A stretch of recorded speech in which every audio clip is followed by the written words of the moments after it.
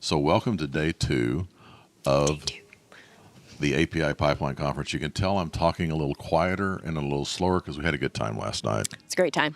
So Vicki Knott with CruxOCM is with me. She's got two presentations today, and I've asked her to tell us a little bit of what you're talking about. Yeah, so today talking about sustainability through autonomous pipeline operations. So, by adding in a layer of autonomy and automating how control room operators execute, how can that help in the sustainability goals and help folks reach net zero? Knowing that, of course, we're still 83% of the energy usage globally is still oil and gas, right? Yep. So, but net zero is a positive thing, definitely. Yeah. So Vicki's been on the podcast several times. Some great content, doing some really interesting kind of future thinking things in the space. Yep.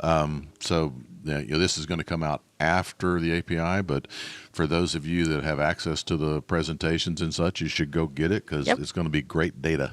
Yeah, and then I think as the second one is our case study with Phillips 66 on our first production deployment, and there's some really fun data in there. I'm sure folks will enjoy. That you can share that now because it's early yet and there's nobody in the hall, so nobody will hear your presentation before you give it. But what are the key things that were your takeaways from that Phillips 66 project? Key takeaways were reduction in control room operator variability absolutely has the potential to increase revenue, so increase the volumetric throughput on the assets, absolutely decreases command clicks by 94% is what we were seeing. 94% click reduction. Yeah, click reduction on those activities that we were comparing. So that would be flow rate changes, batch interface transitions. So were you doing actual startups with your system? No startups on this data set, but all flow rate changes within the whole span of operation. So I think the span went from zero. On a liquid line, that's a very non-trivial thing. It's a very non-trivial thing, yeah. So you'll see the distribution of the different flow rate changes in the data.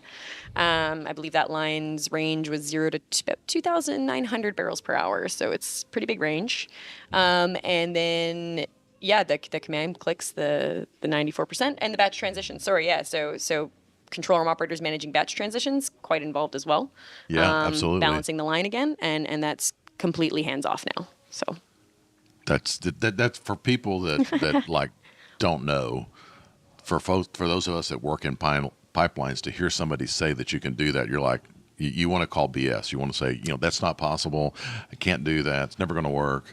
And you guys are actually doing it, and you're presenting a paper about how well it's working. That's awesome. How well it's working, and more to come. So very excited about it. Well, hopefully I can go to that presentation. The challenge here at API is there's so much good content and so many good presentations. You can't see them all. Yeah. So I haven't figured out how to get to two presentations at the same time. I'll clone you.